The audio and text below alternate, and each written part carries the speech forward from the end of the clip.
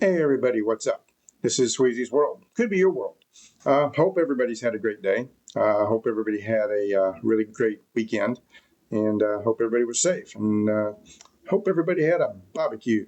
All right, hey, look, this channel, I do talk about things that interest me, and hopefully along the way they'll interest you. I like to start out, with a little bit of a Bible verse or maybe a Bible comment or something along the Lord. Along the Lord, got that? And today's no different. Okay, so today I want to start that every weakness you have is an opportunity for God to show His strength in your life. My grace is sufficient for you. My power is made perfect and in weakness. 2 Corinthians 12:9. Okay, amen. All right, hey, look. First thing I want to say for sure is that my deepest sympathies go out to the people in Texas. That disaster, almost biblical. And for the girls that are still missing, maybe they'll get lucky and find some alive. I hope they can find all of them to return them to their families. I mean, that's just unbelievable. It just boggles my mind. And so my heart goes out to them and the families, and God will take care of them. It'll all work out. So, all right then. Hey, look. Like I said, I like to talk about things that interest me, and a few things that interest me. And this has nothing to do with prophecy or what's going on in the world, because we all know what's going on in the world, and it's all going Looney Tunes. But this is just something weird, something I was looking at today, and it interests me, so I thought I'd pass it on just a little bit. Compact discs, okay? Anybody remember compact discs? Do you still own some? I do. I have boatloads of them. Well, it seems that they're making a comeback.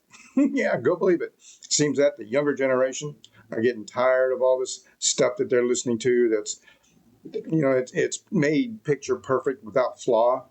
And to listen to the CDs and to listen to people who are, singing this music, there's a little teeny weeny flaws in everything that they do. And that's what makes the music so great. And these younger people are starting to maybe figure this out. The MP3s, MP4s they got ran through a bunch of software to make them perfect. I mean, just perfect beyond human capacity. And there just evidently seems to be a growing tiredness of that. And so they're getting back into CD. So do you have compact discs? You know what I mean? Good old compact discs, right? Good old compact discs, Gotta love them, man. The players are starting to pop up everywhere, and you can get them relatively cheap. You can get some better ones. I would suggest getting, a little better one than the dirt cheap ones.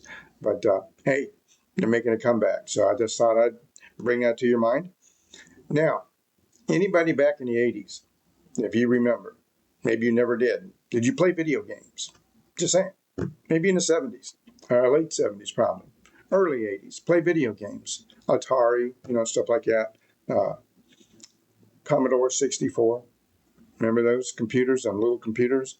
64K memory. I got more memory in my watch, than that computer had. Well, it's making a comeback. Yeah. I mean, the real deal is making a comeback. They revolutionized it. They've highly improved it with, the C-64 OS that they're using. I mean, it's almost, when I saw it demonstrated, it's better than Windows. It's cool. And it's making a comeback. And it's making a comeback, relatively inexpensive, considering, what it is. But like I said, they've modernized it, and they put, the Commodore OS in it, I guess would be the word they would call it. And I think some of these things are really, really cool. I had a Commodore 64, I played games on Atari and all that other stuff and loved it. But just, if you remember that, maybe you were back young enough or even old enough that you played video games. And of course, back in the early 80s and stuff, we didn't have a lot of choices. Mid 80s, we really didn't have a whole lot of choices. You had IBM, which, their games weren't the best in the world at that time. So you had to do a lot of the other, like I said, you had to do Atari. That was kind of a biggie back then. Sega System, that was a biggie back then. The Commodore 64 was a biggie back then. So I'm just wondering how many of you used the Commodore 64. I did. Uh, in fact, I used to run a BBS, which is a public bulletin board system.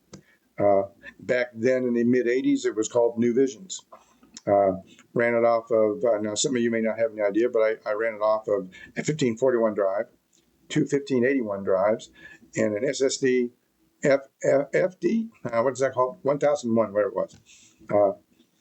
And it was great. It's great. I had all the power packs on the floor, right? And we had little fans, which were a little noisy at the time, but they were sitting on all the power packs, sitting on all the drives, cooling them off, taking the heat off of them, because these things, bulletin board ran 24/7, So probably at a certain one point in time, had maybe 120 people that would visit it and come to it and logged in and stuff and became an account, which was totally free. It was just a hobby. It was a cool hobby, and I liked it, and I did it, for a couple, 3 years, and then got away from it. And before I moved to where I'm at now, being a dummy, I sold all of it. I sold all of it, dirt cheap. I kicked myself in the butt every time. I thought that was some of the neatest stuff, and if I had it today, you'd have to have a landline in order to call it. There are ways, I guess, you can put it up on the internet, but the name of the game was one or two callers, depending on the lines that you had into your house, and they could see, and use the system for maybe up to 45 minutes. They usually do it for downloading software and whatnot, message boards and stuff. It was kind of cool. It really was cool. And I was one of those sysops, they call it. So, system operator. And I had a couple sub-ops that helped me run it. And, it was fun. So I just wondered if anybody out there had a Commodore 64 or played video games and that. Basically the Commodore 64, because that's the one really making a comeback. You can get these Ataris and stuff already, the miniature ones, and all the games and stuff are already in them. Yeah, I mean, that's cool. It gives you an idea of what it was like, for people who didn't know and grew up with that stuff. But I just think it was really neat stuff. So that's something I bring it out. That kind of stuff interests me, and there's just a lot of stuff out there. I have major interests in all kinds of things, and then a lot of things you may not care about, and some things you may, this may strike a nerve. What about these stereo amplifiers and stuff that they had back in the day, right? Sony and stuff, Pioneer, Panasonic, yay big, a lot of knobs and stuff, meters and stuff. Perfect little stereo systems, piping through some JBL speakers and stuff. It was spot on.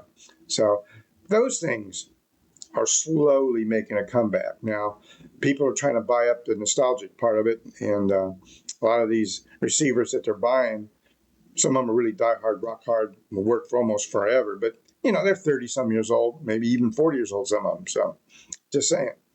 But that's just all I got. I hope everybody had a great weekend, and these are just a few things that interest me. So be good, be safe. Thank you, appreciate it. Any thumbs ups would like would be great.